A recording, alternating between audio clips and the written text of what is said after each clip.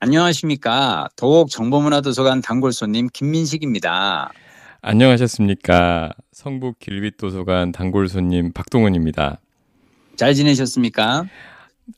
예, 오늘 12월 30일인데요. 네. 29일이죠.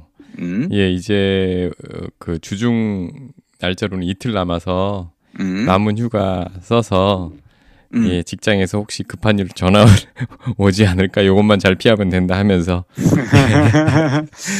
연말을 예, 그래도 있습니다. 휴가와 함께 아름답게 보내시는군요. 예, 그냥 그 어디 가진 않고요.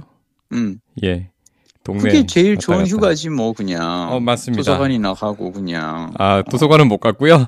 음, 예, 막둥이 왔다 갔다 하면서 또 하면서 같이 시간 예, 보내고 그냥 그러고 있습니다. 그런 거죠. 예. 잘 그 지내셨습니까? 잘 지냈습니다. 네. 우리 지난주에 얘기하려다가 못했던 그 얘기 바로 들어가겠습니다. 네.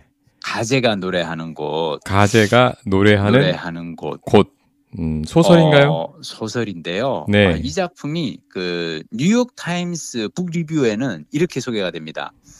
고통스러울 만치 아름다운 소설, 살인 미스터리이고 성장 소설이며 자연에 바치는 창가다. 그러니까 이게 소설이요, 러브 스토리이자 살인 미스터리고 법정 스릴러이자 자연 관찰 에세이.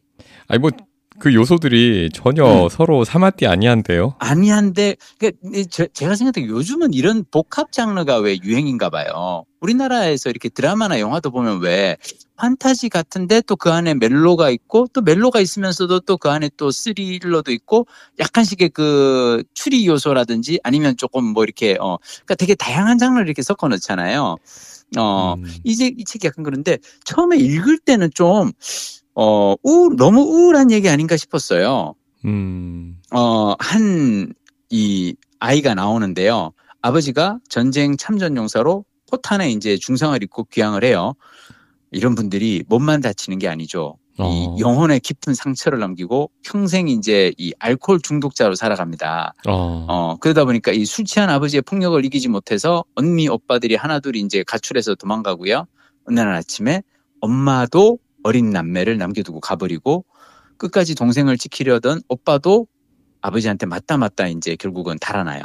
자, 그러면 이제 5살, 6살, 7살 이 어린 나이에 혼자 이제 이 폭력적인 이 알코올 중독자 아빠 옆에 남겨진 이 소녀가 과연 무사히 어른이 될 수 있을까라는 이야기를 다루는 게 가제가 노래하는 곳입니다. 그 가제 랍스터? 여기서는 영어로서는 이제 크로우데드라고 그 크로우드? 하는데요. 예. 근데 뭐 저기 뭐야 아마 그냥 약간 그런 건가 봐요. 그러니까 랍스터하고 비슷한 어떤 그런 그 소설인가 봐요. 그래서 어. 영어로는 그냥 CRAWDAD 크로데드. 그냥 그 그러니까 이게 팔 달리고 막 그런가 그거 봐요. 근데 민물에 우리가 사는 아는 그 랍스터하고는 다른데 하여튼 비슷한 그거라서 그래서 그냥 음. 그러니까 랍스터는 바닷가재고 아마 얘는 민물 민물 가재. 가재인가 봐요. 아.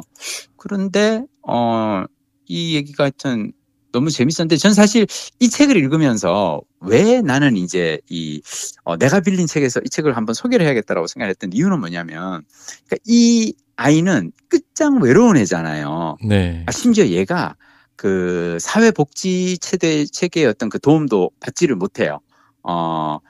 근데 아버지하고 단둘이 그 습지에서 이렇게 살아가고 나중에 이제 이 학령기가 되어가지고 학교 갈 나이가 됐는데 학교에 갔더니 얘는 이제 아무것도 모르고 전혀 이 그 사회화가 되지 않은 아이니까 늦게 이제 학교에 갔고 자기 또래들은 이미 이제 막 알파벳하고 이런 거 다 알고 옷도 다 막 이렇게 학교용 그런데 얘 혼자 너무 꾸질꾸질하게 이렇게 다니니까 학교에서 이제 놀림을 받고요. 그래서 얘는 그냥 학교도 아예 안 가요. 혼자서 그냥 가는데 심지어 아버지가 어느 날 집을 나가서 생사도 알 수가 없게 돼. 아마 이제 술 먹고 어디 가서 도박판에서 뭐 하다가 이렇게 뭐 죽었는지 살았는지 알 수도 없고. 그러니까 10살 난 아이가 이 늪지에 혼자 그냥 내버려진 그 이 오두막집에서 혼자 살아가는 얘기예요. 아. 근데 되게 가슴 아픈 얘기인데 근데 이 아이가 나중에 온전한 어른이 되는 데 있어서 가장 큰 역할을 하는 건 역시 책이죠. 음. 이 아이가 책을 통해서 자기가 이제 혼자서 독학을 하면서 이제 세상에 대해서 공부를 하고 뭐 약간 그런 과정이 나오거든요. 그래서 제가 이렇게 이걸 읽으면서 느꼈던 건 뭐냐면, 아, 외로운 사람에게 최고의 도피처는 역시 도서관이구나. 가족이 다 나를 버려도 책은 나를 따뜻하게 안아준단 말이죠. 근데 보통 이런 소설들은 네. 이게 그 실화를 바탕으로 하거나 네. 적어도 그 큰 줄기는 실화 어떤 큰 사건에서 영감을 받아서 거기에 이제 살을 붙이거나 뭐 이렇게 구성되지 않아요? 우리 박동 부장님 전혀 이 가제가 노래하는 것에 대해서 모르잖아요. 그죠? 네. 그런데 지금 하신 얘기는 정말 이 깊은 놀라운 통찰을 보여주십니다. 어떻게 알았어요? 아, 이게 왜냐하면, 그러니까 뭐 실화를 바탕하거나 그런 건 아닌데, 이 저자가 되게 독특해요. 네. 델리아 오웬스라는 이 저자가 1949년생, 그러니까 우리로 치면은 6.25 전쟁 이전에 태어난 세대인 거죠. 그죠? 네네. 1949년생인데 이분이 소설을, 이 가제가 노래하는 곳 소설을 쓴 게 2018년. 첫 소설이에요. 그럼 거의 나이 70에 70 가까우셔가지고 예. 소설가로 데뷔를 한 거고요. 아. 근데 재밌는 거는 이분의 저게 뭐냐면 이분은 원래 동물 행동학으로 박사 학위를 받으신 분이에요. 네. 그래서 아프리카에서 7년 동안 야생 동물 관찰하고 막 그런 어떤 에세이를 내시고 막 그런 분인데, 근데 이분이 이제 나이 70에 그동안은 이제 에세이라든지 자연 생태 이런 그 관련한 이 논픽션을 쓰다가 생애 처음으로 소설을 썼는데요. 너무 아름다운 작품이에요. 사실 왜 아까 제가 그렇게 생각을 했냐면 얘기 자체가 사람이 상상할 수 있는 그런 스토리는 아닌 것 같거든요. 맞아요. 예. 그러니까 약간 이분은 뭐냐면, 그러니까 한 아이를 아주 어린 시절에 혼자 야생에 버려두면 이 아이가 어떻게 야생을 공부하고 자라날까, 막 거기에 대한 얘기거든요. 근데 도서관에 가서 하여튼 책 읽는 그건데, 여기에 제가 이 책에서 제가 재미나서 이렇게 필사해둔 대목이 있어요. 그게 뭐냐면, 음흉한 섹스 도둑이라는 대목이에요. 음흉한 섹스 도둑.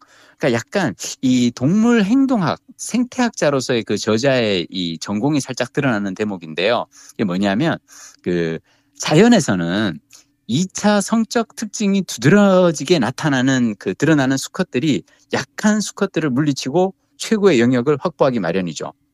이를테면 뿔이 가장 크다거나 목소리가 굵다거나 가슴이 넓다거나 이런 그리고 암컷들은 이런 위풍당당한 수컷들을 선택해서 짝짓기를 하고 가장 뛰어난 DNA를 지닌 씨앗을 받아 자식에게 물려준대요. 네. 그리고 뭐 생명의 적응과 지속 측면에서 가장 강력한 현상이다.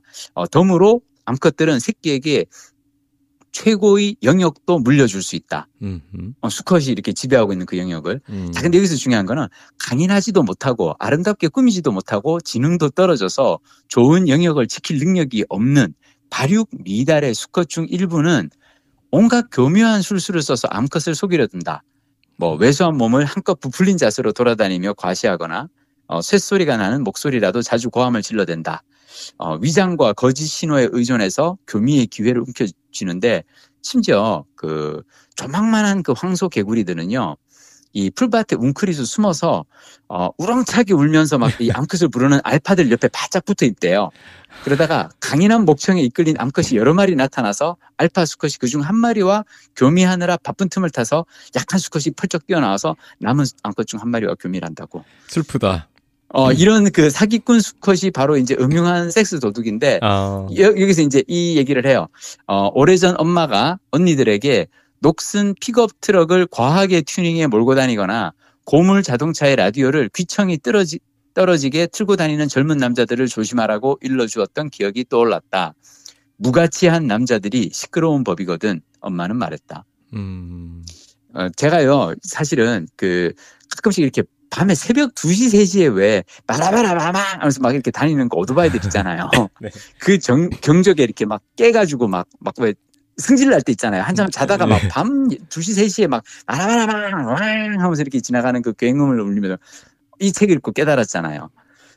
얘들이 외로운 아이들로 읽고 있어요. 나 외로워. 나 좀 봐줘. 나 좀 봐달라고. 근데 재밌어요 이 소설. 이 신간 나온 지는 꽤 됐고요. 작년에 네. 사실 이 책은 심지어 소설이 그 영화로까지 제작이 됐어요. 그만큼 이제 사람들에게 많은 인기를 끈 작품이라는 거죠. 아재가 노래하는 곳. 영화는 보셨어요? 아직 안 봤어요. 박동원 부장님은 이 영화 원작 소설이 있으면 영화를 먼저 봐요? 소설을 먼저 읽어요? 저는 영화부터 보는 것 같아요. 저는 소설부터 읽습니다. 쉬우니까. 원작까지 잘 못 가죠. 영화 보고 예, 원작까지 잘 못 가죠. 예. 아니요, 근데 사실은 그 순서가 맞는 것 같기는 해요. 영화를 먼저 보는 게 맞긴 맞아요. 왜냐하면 영화를 본 사람이 소설을 읽으면 크게 실망할 일이 없거든요. 왜냐하면 소설이 사실은 텍스트가 훨씬 더 풍성하잖아요. 네. 영화는 사실은 소설을 항상 축약해서 할 수밖에 없고, 그래서 영화에서 설명되지 않은 부분들이 원작 소설에서 나오니까 그 풍성한 이야기 때문에 영화를 보고 나서 소설을 봐도 실망할 일이 없는데, 소설을 읽고 영화를 보면 소설을 읽을 때는 왜 내 머릿속에 그려지는 영상이 있잖아요. 그림이. 네네. 주인공의 모습이라든지 내 나름대로 생각한 게 있단 말이야. 근데 남이 영상해 놓은 걸 보면은 그게 이제 안 맞을 수 있잖아요. 그죠? 네. 그러면 실망을 하는 거죠. 제가 그 왕좌의 게임. 왕좌의 게임. 예, 왕좌의 게임. 죽이는 작품이죠. 정말 또 길지 않습니까, 이거? 그쵸. 예, 그쵸. 그거 이제 한참 빠져 있을 때, 이제 그거 끝나고, 소설을 원작으로 한번 봐야겠다. 그래서 이제, 그게 사실은, 원작을 또 이제, 진짜 영문. 그걸 이제 그래서. 진짜? 그럼 예. 되게 어렵고 사실 되게 복잡한 작품인데? 그래갖고, 몇십 페이지 가다가, 멈췄죠. 바로. 멈췄는데, 근데 또 그런 게 있더라고요. 영화 먼저 보고 소설을 보면, 소설에서 상상되는 부분이 이미 이제, 그러니까 내가 상상해서 영상 만드는 게 아니라 본 영상을 재생하는 거죠. 거기 끼워 맞추는 거죠. 맞아요. 예. 그러기도 해요. 그리고 사실 저처럼 영어 짧은 사람은 그나마 봤기 때문에 어느 정도 진도가 좀 나가는 예, 그런 게 있더라고요.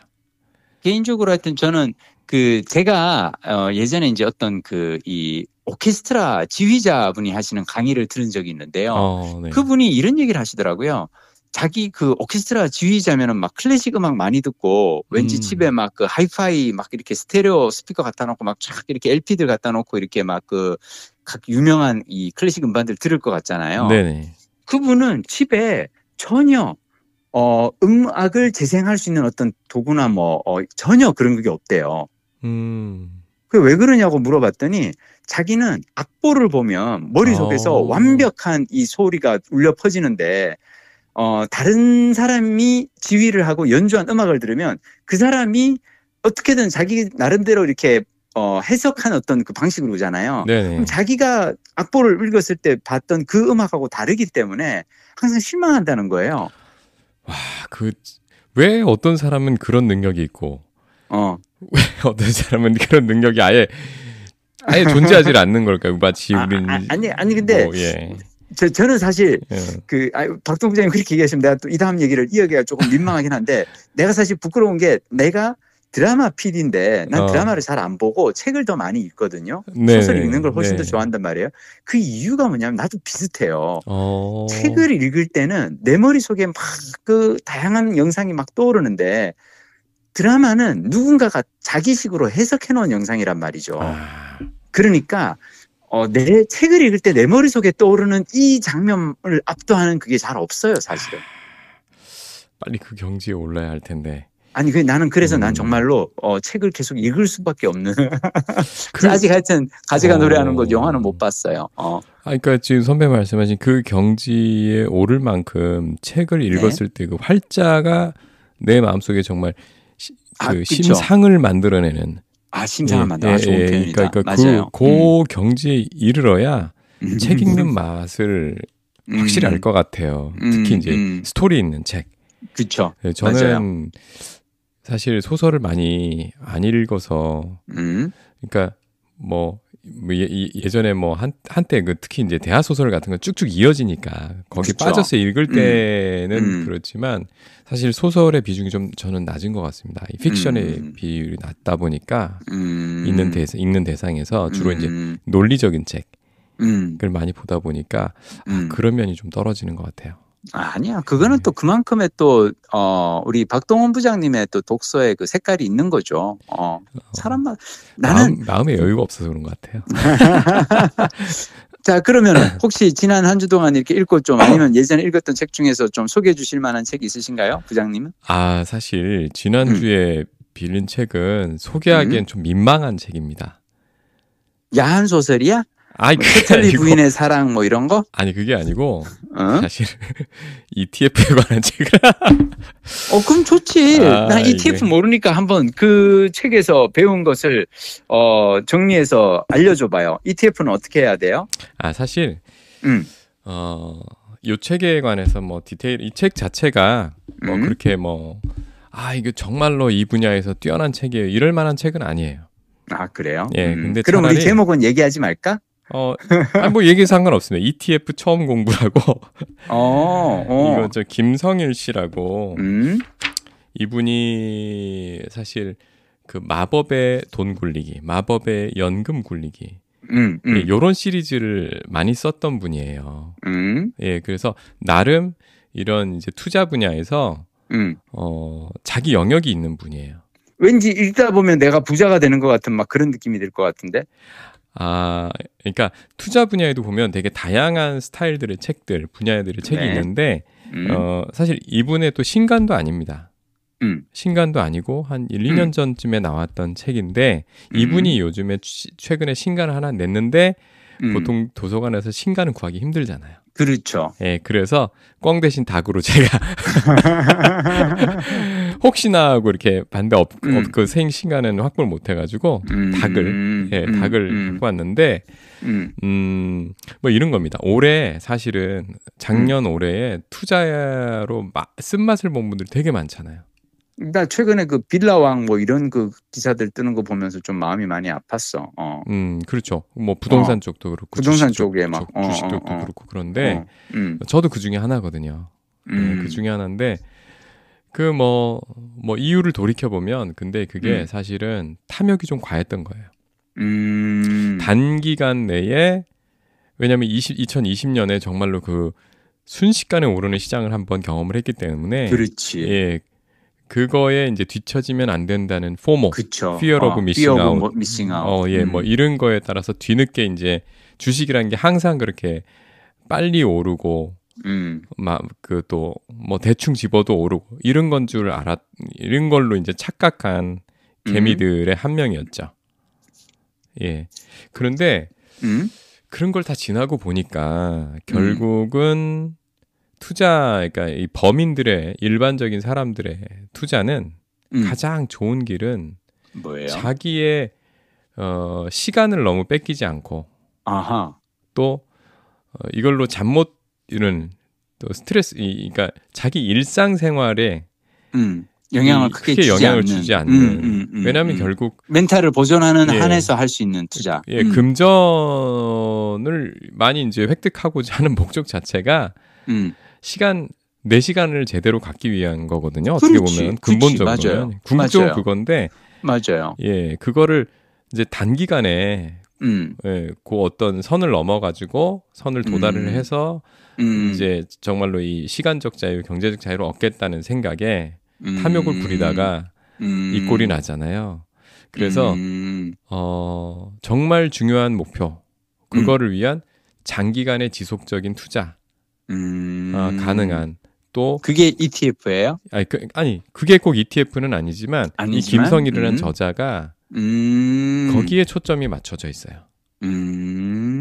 예. 그래서 그 중에 수단으로 하나로 ETF를 다룬 책도 썼고, 그 다음에 뭐 최근에 쓴 책들도 그렇고 예전에 쓴 책들도 그렇고 단기간에 큰 수익을 내는 게 아니라 지속적으로 꾸준한 수익을 내는 거에 항상 그 포커스를 두고 책을 내시는 분이거든요. 아, 그렇군요. 네, 그리고 이분이 또 이분의 성향하고 비슷한 분이 홍춘욱 박사라고. 알죠. 그분은 네. 환율하고 이쪽에 관련해서 또 되게 외환이나 뭐 이쪽도 전문가이신. 네. 근데 그분도 사실은 보면 이분하고 성향이 비슷한 거예요. 어떻게? 그분이 요즘 많이 이제 궁극적으로 강조하는 게 뭐냐면 뭐예요? 방향성이 다른 두 개의 자산을 갖다가 섞고 그 다음에 방향성은 다르지만 그 결국은 긴 시간으로 보면은 우상향하는 자산 두 개를 섞고 그거를 이제 뭐 6개월에 한 번, 1년에 한 번 리밸런싱 하면서 꾸준하게 자산을 늘려가는 그런 쪽을 항상 얘기하시는 분이거든요. 결국은 이런 얘기 저런 얘기 하시지만 결국 초점은 그거예요. 핵심은. 그래서 이 두 분이 사실은 만나서 회사도 차렸어요. 아, 그래요? 오. 네. 회사 어떤 회사예요? 그 회사 이름이 리치고라는 회사. 아, 이거 갑자기 야, 이름도 회사 좋다. 소개 뭐 이런. 리치고. 아니, 좋네. 그래서 제가 뭐 이분들도 그렇고 결국은 자산 배분 투자? 그러니까 자산 배분 투자라는 거 그러니까 핵심은 되게 간단한 거예요. 어떻게? 여러 가지 자산 중에서 장기간의 스펙트럼으로 보면은 우상향하는 자산인데 단기간으로 보면은 플럭추에이션이 있죠. 오르고 그렇죠. 내림이 있죠. 근데 방향성이 다른 거 두 개를 섞고 그다음에 그거를 일정 시간이 지난 후에 한쪽은 오르지만 한쪽은 내렸을 거 아니에요. 예, 그러면 오른 부분을 다시 팔아가지고 내린 놈을 사서 일정 비율로 계속 유지하면 오랜 시간이 지나서 보면은 결국은 높은 그렇게 막 큰 수익률은 아니지만 꽤 괜찮은 수익률로 유지할 수 있다. 불려갈 수 있다. 그게 자산 배분의 핵심이고 뭐 예를 들면 뭐 유명한 분으로는 뭐 레이 달리오 올웨더 뭐 포트폴리오 뭐 이런 얘기가 다 결국 다 그겁니다. 예, 그래서 그쪽으로 요즘은 좀 관심을 좀 기울이면서 좀 길게 가자. 우리 박동원 부장님은 소설 읽으실 시간 뭐 가재가 울고 개가 울고 뭐 무슨 소용이 있겠어요. 이 공부가 이렇게 재미진 돈 공부를 하고 있는데. 이게 재미라기보다 생존입니다. 지금 저는, 이 판에서 생존이에요. 저는 우리 박동원 부장님이 저의 개인 성향을 아시겠지만 전 사실 제가 이 주식을 직접 투자를 한 번도 해본 적도 없고 뭐 어차피 저기 뭐야 그냥 퇴직할 때 퇴직연금 받은 건 그거는 무조건 저기로 넣어야 된다 해서 그거 그냥 조금 넣어놓은 그거 말고는 이걸 저는 개인적으로 재테크를 직접적으로 잘 하지 않는 편이거든요. 네. 그게 왜 그러냐면 나는 항상 얘기하는 게 세상을 아는 것보다 나 자신을 아는 게 더 중요하다고 생각해요. 내가 어떤 성향의 사람인가를 봐야 되는데 내가 저기 그 2007년도에 원래 저는 회사가 이제 여의도고 상암이고 막 그랬기 때문에 마포에서 살고 있었거든요. 네. 마포에서 살고 있다가 2007년도에 그 분당 아파트로 옮겨갔어요. 근데 그때가 2007년도가 버블 세븐이라 그래가지고 분당이 제일 높이 갔을 때였어. 나는 지금 들어가면 안 될 것 같은데라고 생각했는데 문제는 뭐냐면 분당이 그때 버블세븐 계속 오르고 있어가지고 이제라도 더 빨리 안 들어간 거에 대한 어떤 그러니까 이게 왜 투자에 대해서는 항상 공포가 있잖아요. 네. 남들 다 벌 때 나는 못 버는 게 아닐까? 또는 탐욕이 있잖아요. 때로는 네네. 지금 들어가면 더 막 벌었어. 그러니까 이미 벌었는데 더 많이 넣었으면 더 많이 크게 벌 수 있는데 내가 조금밖에 못 본 거 아니야? 라는 탐욕도 있고 그래가지고, 그래서 나는 그때 그 2007년도에 분당 아파트 샀는데 문제는 뭐냐면, 그다음부터 얘가 계속 쭉쭉쭉 떨어졌잖아요. 네네. 나는 1억을 빚을 내고 샀는데, 1억 넘게 빠진 거예요. 그러니까 나는 그 빚을 오롯이 그냥 은행 이자를 갚아가는데 문제는 뭐냐면, 내가 아침에 출근하는 길마다 집에서 나와서 회사 가는 이쪽 그쪽에 부동산 사무실에 그 앞에 이게 붙어 있잖아요. 네. 매매 얼마, 금매 얼마. 미치겠는 거예요. 매일 아침마다 그걸 한 번씩 보고 나면 회사 가서 일이 손에 안 잡혀. 내가 아무리 열심히 일해서 뭐 몇백 월급을 받으면 뭐해. 나는 이미 1억 넘게 아파트를 잘못 사는 바람에 손해를 봐버렸는데 이 생각을 하니까 미치겠더라고요. 근데 그때 깨달았어요. 나는 절대 투자를 하면 안 되는 사람이구나. 그냥 따박따박 돈을 모으는 게 되게 나한테는 중요하지. 뭔가 이렇게 투자해서 손해를 봤을 때 그게 나에게 너무 큰 영향을 미치는 거죠, 멘탈에. 그랬던 것 같아요. 이게 투자라는 게 그런데 이제 투자의 소위 이제 구루들의 얘기를 들어보면 네. 이분들은 결국 그건 것 같아요. 일단 자기 자신이 어떤 사람인지를 잘 파악을 해야 된다라는 메시지를 주세요. 그리고 자신이 원하는 라이프 스타일이 어떤 것인가. 결국은 그 두 가지거든요. 그렇죠. 사실 그 돈을 버는 방법은 세상에 굉장히 많은 것 같아요. 종류가 많은데 그 중에서 결국은 나를 잘 알고 내가 마음이 편할 수 있는 방법.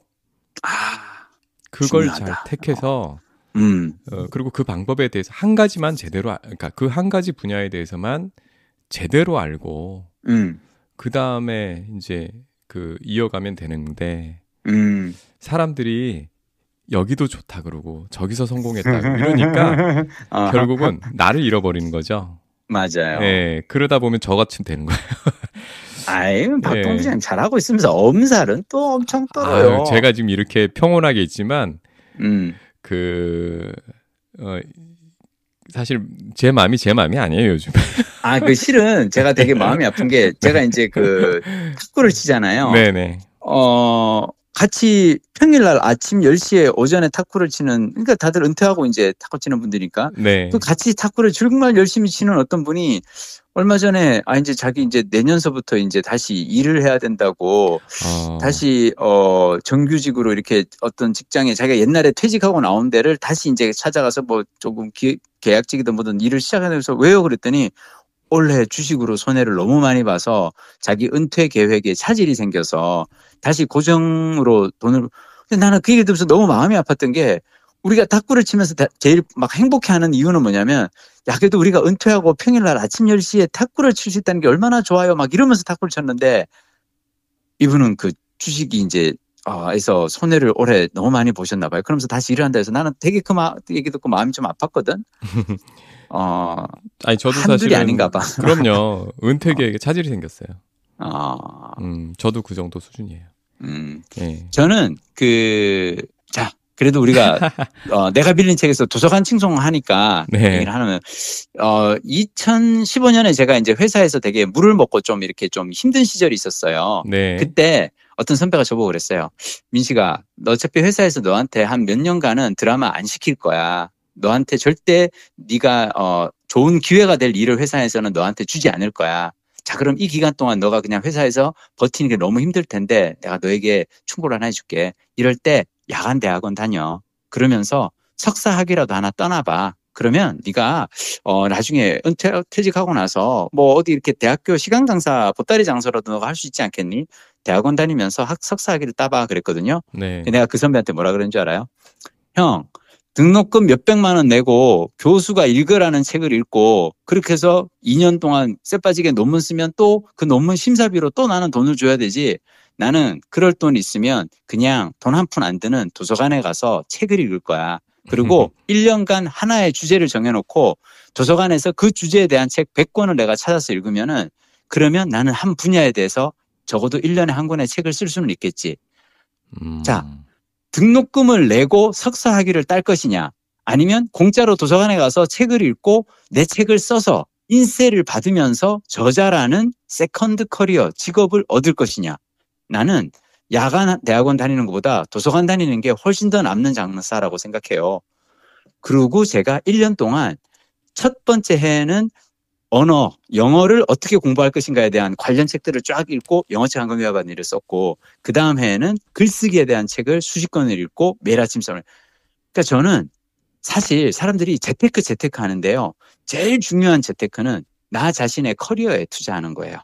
그리고 그렇죠. 나는 조연출들한테 드라마 찍을 때 조연출들 가끔씩 이렇게 촬영 현장에서 애들이 그 휴대폰 막 열심히 보면서 막 인상 찌그리고 있는 애들이 있어. 주식 시세표 보고 있는 애들이야.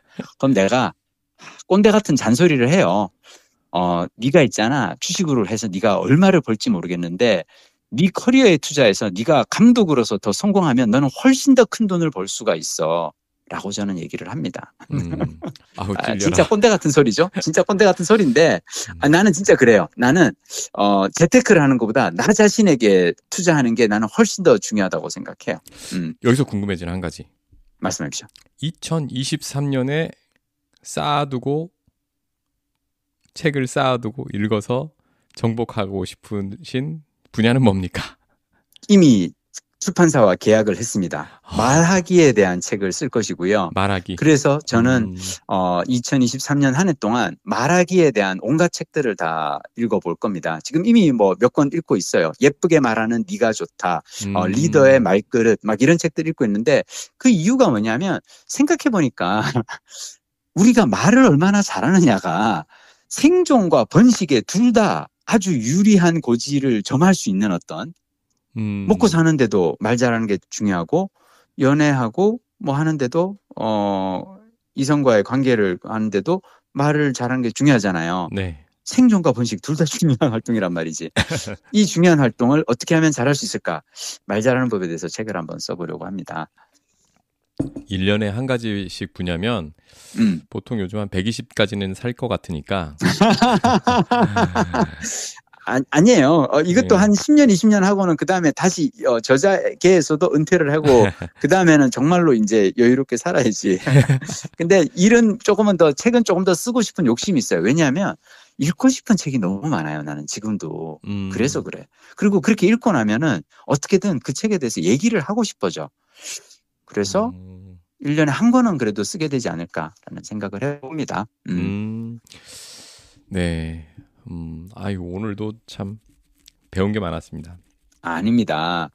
우리 박동원 부장님이 이 ETF며 여러 가지 책을 읽으면서 끊임없이 고민하는 모습을 보면서 우리가 또 가야 할 길이 멀구나. 도서관에서 우리가 벼려야 할 지식이 참 많구나라는 걸 다시 한번 느낍니다. 다음번에는 우리 박동원 부장님이 읽은 도서관에서 가서 많이 읽은 책들 중에서 재테크 공부하는 사람은 이 책을 꼭 한번 읽었으면 좋겠다라고 하는 책 있으면 좀 소개해 주시면 어떨까요? 사실 나도 다음 주에는 재테크 관련한 책 한 권 내가 한번 뽑아와 볼게요. 아, 그래요? 사실 제가 그렇게 할 만큼 내세울 만큼 많이 읽진 못했어요. 그런데 원래 초보가 왕초보에게 큰 도움이 된다라는. 이야, 이거 좋은 말이다. 초보가 왕초보에게 큰 도움이 된다. 그 이론에 기대서 제가 그동안 한번 노력했던 그 부분들에 대해서 또, 그러니까 그 정도 알 수 있을 것 같더라고요. 아, 요런 흐름, 그러니까 요런 유파가 있고, 그 다음에 이분 거는 팔로우 할 만하구나. 그것만 해도 꿀팁이죠. 그 금쪽 거. 같은 정보야. 그리고 꼭 책도 좋지만, 저자를 소개하는 시간도 괜찮고. 뭐 어차피 우리 길지 않은 시간이니까. 오케이. 뭐 알겠습니다. 두 건 케이스 정도 뭐 가면 되지 않을까 싶습니다. 그럼 우리는 그러면 다음 주에는 딱 좋다. 다음 주가 새해잖아요. 2024년 새해 여러분 부자 되세요라는 뜻으로 책을 읽어서 어떻게 돈을 벌 수 있을 것인가에 대한 방법을 한번 고민해보는 시간을 갖도록 하시죠. 그러시죠. 와, 이제 우리 차회 예고까지 하고 너무 되게 정교해지고 있는 거 아니야, 방송이? 아니, 뭐 계획한 건 아닌데. 좋네요. 네. 마치 신년 특집으로 딱 좋은 주제를 잡은 것 같아. 네. 12월 29일 올해 마지막 7번째. 7번째. 내가 빌린 책. 그러면 우리는 새해에 만나겠습니다. 올 한 해. 청취자 여러분도 연말 잘 보내시고요. 한 해 마무리 잘 하시고요. 수고하셨습니다. 안녕하세요. 네.